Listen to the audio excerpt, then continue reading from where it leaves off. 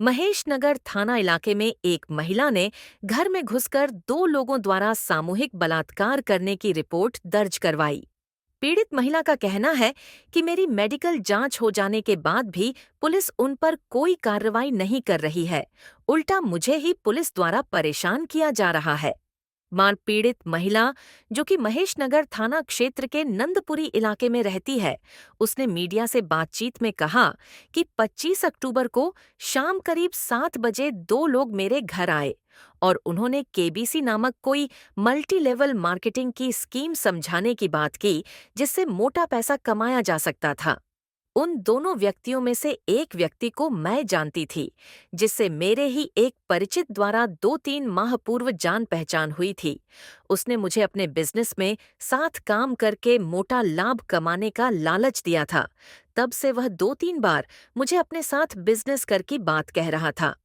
25 अक्टूबर की शाम को जब वो अपने साथ एक और व्यक्ति को लेकर मेरे घर आया, तब प्लान समझाने के बहाने मेरे साथ गलत हरकत करने की कोशिश की, जिसका विरोध करने के बाद दोनों ने मेरे साथ सामूहिक बलात्कार किया। घटना के तुरंत बाद मैंने 100 नंबर पर फोन कर पुलिस को सूचना दी। पुलिस ने मेरा मेडिकल भी कराया, लेकिन पुलिस ने उचित धारा में केस को दर्ज न करके दोषियों को वहां से रवाना कर दिया और मुझे काफी देर तक वहां बैठने को मजबूर किया, जिससे मुझे मानसिक प्रताड़ना भी झेलनी पड़ी। थाने से आने के बाद भी मेरे द्वारा जब पुलिस को उचित कार्रवाई करने की बात कही, तो पुलिस प्रशासन ने मेरे ऊपर ही दबाव बनाकर मुझे राजीनामा करने की बात कह डाली। तत्पश्चात कई बार मुझे धमकियां मिली और कुछ लोगों ने मेरे घर आकर मेरे साथ मारपीट भी की, जिसके सबूत और घटना का विवरण मैं पुलिस को दे चुकी हूं। उसके बाद भी जब कोई कार्रवाई नहीं हुई, तब मैंने उस मकान को छोड़कर अन्यत्र जगह किराए पर मकान ले लिया। लेकिन लगातार धमकियों का सिलसिला रुकने का नाम नहीं ले रहा। मैं अब मीडिया से यही गुहार लगा रही हूँ कि मैं मेरे पति और 2 छोटी बच्चियों के साथ यहाँ गुजर बसर कर रही हूँ।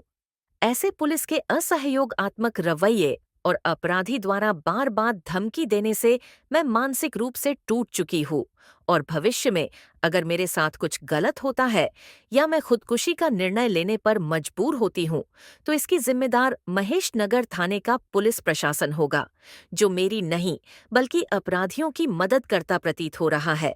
मैं मीडिया के जरिए शासन प्रशासन से यही गुहार लगा रही हूँ कि मेरे साथ हुए अपराध के दोषियों के साथ सख्त से सख्त कार्रवाई हो और मुझे न्याय मिले। सर मैं 25 अक्टूबर को घर पे अकेली थी, तो एक जिसका नाम हीरालाल बंसीवाल था, तो मेरे घर पे कोई प्लान को लेकर आया था और मुझे बोला था कि मैं अकेला आ रहा हूँ। तो मैंने बोला ठीक है। तो वो मेरे घर में घुसा तो उसके साथ एक और था साथ में। तो दोनों लोग आए थे और मुझे प्लान का झांसा देके मेरे साथ में गलत संबंध बनाने लग गए दोनों।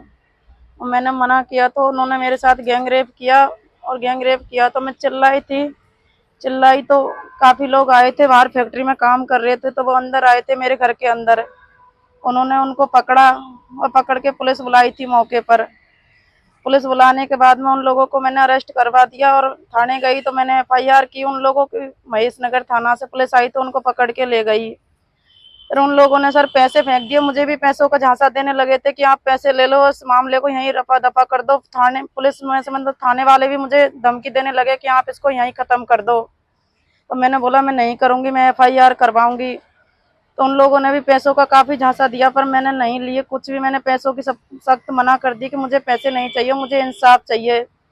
उन लोगों ने सर पैसे भर के और पुलिस ने उनको छोड़ दिया, महेशनगर थाने वालों ने, और मुझे बैठाए रखा सारी रात भर।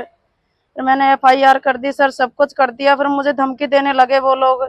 मेरा मेडिकल भी हो गया, मैं एसपी के पास भी होया, ये हर जगह गई, लेकिन कोई कार्रवाई नहीं कर रही पुलिस। और 30 तारीख की रात को मेरे घर पे 4-5 लोग आए थे मुझे मारने के लिए। मेरा दयाली भी की थी, काफी जगह मेरे चोट भी आई है। ये मैंने थाने में बताया तो वो लोग तो मुझे ही धमकाने लग गए कि आप ये केस वापस ले लो, नहीं आपका ये कर देंगे वो कर देंगे। थाने वाले मुझे ही धमकी देने लग गए।